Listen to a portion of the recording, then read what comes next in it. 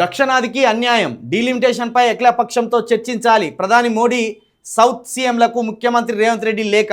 ప్రధాని మోడీకి అదేవిధంగా సౌత్ సీఎంలకు కూడా రేవంత్ రెడ్డి గారు లేఖ రాసిండ్రు. డీలిమిటేషన్ విషయంలో కేంద్రం ప్రతిపాదించిన ప్రోరేటా విధానం దేశ ఐక్యతపై ప్రతికూల ప్రభావం చూపుతుందని సీఎం రేవంత్ రెడ్డి పేర్కొన్నారు. దక్షిణాది రాష్ట్రాలకు అన్యాయం జరగకుండా అఖిలపక్ష సమావేశం ఏర్పాటు చేసి జాతీయ స్థాయిలో విస్తృత చర్చ జరపాలని కోరుతూ ప్రధాని మోడీకి లేఖ రాశారు.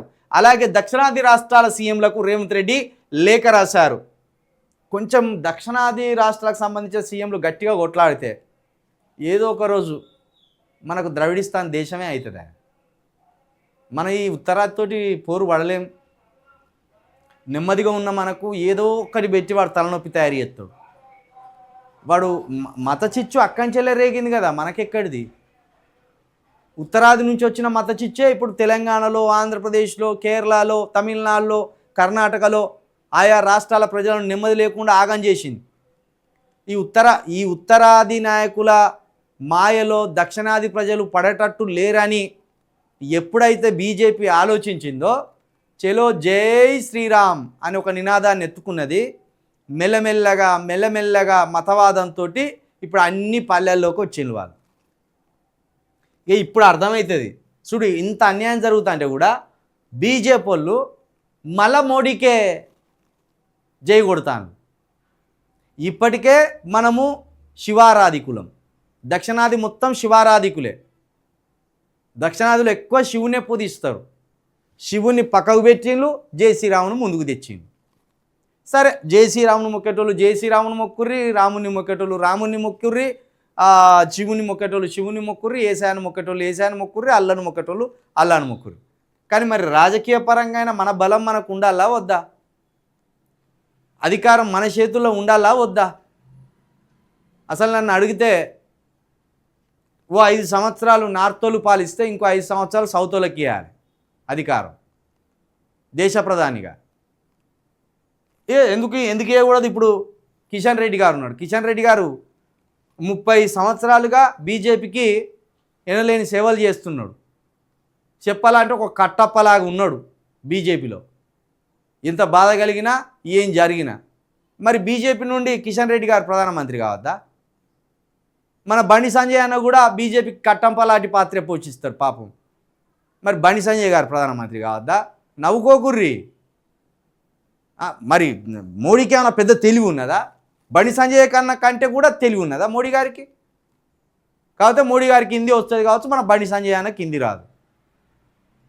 ఇంగ్లీష్ రాకపోయినా మోదీ గారు పిఎం కాలేదా? మరి మన బండి సంజయ్ అన్న ఎందుకు కాకూడదు పిఎం? కాబట్టి ఈ ప్రతిపాదన రావాలి. ఎప్పుడు నార్త్లో ప్రధానమంత్రులు అయితే సౌత్ రాష్ట్రాలు ఎక్కడేసిన గొంగలి అక్కడనే ఉంటాయి. పైగా సౌత్ రాష్ట్రాల నుంచే ఎక్కువ పనులు భారతదేశానికి పోతున్నాయి. ఇక్కడ మన దేశం నుండి పోయే పనులతోటే అక్కడ కనీసం పని పాట లేకుండా తంబాకులు వేసుకొని గుట్కాలు వేసుకొని బుక్కి రోగాల పాలయ్యే వాళ్లకు మన సొమ్ముల ద్వారానే అంతో ఇంతో అటు సంక్షేమ పథకాలు అందుతాయి. మనము ఎట్లయితే పెద్ద మనుషుల ఒప్పందం రాసుకున్నామో, ఆంధ్రప్రదేశ్ ఉమ్మడి ఆంధ్రప్రదేశ్ ఉన్నప్పుడు సౌత్ అదేవిధంగా నార్త్ ఈ రెండు కూడా పెద్ద మనుషుల ఒప్పందం అనే ఒక పత్రాన్ని రాసుకోవాలి. 5 సంవత్సరాలు ఉత్తరాది నుండి ప్రధానమంత్రి ఉంటే ఏ పార్టీ నుండి అయినా ఇంకో 5 సంవత్సరాలు దక్షిణాది నుండి ప్రధానమంత్రి ఉండాలి. అట్లుంటేనే సమన్యాయం జరుగుతుంది. లేకపోతే మనకు 4 భాగాలుగా ఉన్నాయి: east, west, south, north.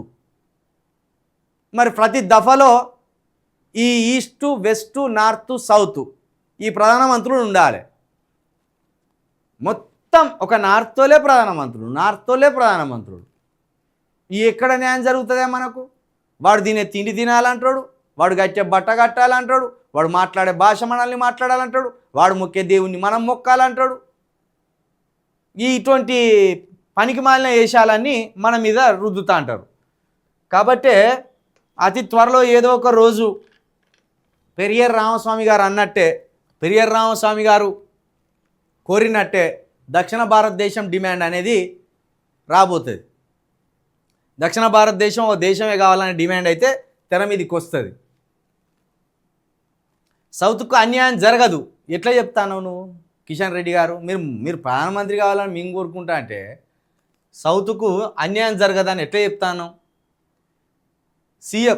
CM Revanth Reddy వ్యాఖ్యలు అర్ధరహితం, వితండవాదం, పక్కనెట్టి బిల్లు సహకరించాలి, వితండవాదం పక్కనెట్టి బిల్లుకు సహకరించాలి కిషన్ రెడ్డి. అంటే మీరు ఎల్లి అనమంటే ఎల్లి అనాలి, మళ్ళీ అనమంటే మళ్ళీ అనాలా? గుర్రాన్ని చూపించి గాడిద అనమన్నా గాడిద అనాలా? ఏంది ఇది కిషన్ రెడ్డి గారు? ఇది నీ అంత పోగలరు కాదా? నువ్వు తెలంగాణకు అన్యాయం చేయదలుచుకున్నావా, న్యాయం చేయదలుచుకున్నావా? కేంద్ర మంత్రిగా ఉండి తెలంగాణకు 4 సీట్లు పెంచే అవకాశం మీ, అంతేగాని 4 సీట్లు తగ్గినా మంచిదే, నేను బీజేపీకి బానిసగానే ఉంటా, నేను తెలంగాణకు ఓ వీరుని లెక్క ఉండను అంటే ఎట్లా ఇది కిషన్ రెడ్డి గారు? తెలంగాణకు అన్యాయం జరుగుతుందని రేవంత్ రెడ్డి గారు అంటాను. ఈ విషయంలో రేవంత్ రెడ్డి గారికే మద్దతు తెలపాలి. కానీ కిషన్ రెడ్డి గారు ఏమంటారు? అది జరగదు, అన్యాయం జరగదు అంటారు. జరగదంటే ఎట్లా చెప్పాలి కదా. ఆయన అఖిలపక్షాన్ని ఏర్పాటు చేయమంటాడు. కనీసం మీరు కేంద్ర మంత్రిగా ఉన్నారు, అఖిలపక్షాన్ని కూర్చోబెట్టండి ప్రధానమంత్రి గారి ముందు. కనీసం అది కూడా లేదా మీ చేతిలో అధికారం? అన్ని పార్టీలను కలిపి కూర్చోబెడితే దక్షిణాది రాష్ట్రాలకు సంబంధించిన అన్ని ముఖ్యమైన పార్టీల నాయకులను, ముఖ్యమంత్రులను ప్రధాన మంత్రి గారి ముందు కూర్చోబెడితే అప్పుడు మన బాధలు మనం చెప్పుకునే అవకాశం ఉంటుంది, మనకు జరిగే నష్టాన్ని మనం చెప్పుకునే అవకాశం ఉంటుంది. ఆ అవకాశాన్ని కూడా మీరు ఏర్పాటు చేయకుండా ముందే సౌత్ రాష్ట్రాలకు నష్టం కలగది, రేవంత్ రెడ్డి గారి మాటలు అర్ధరహితం అంటే అసలు మీ మీద అనుమానం వస్తుంది మాకు ముందు.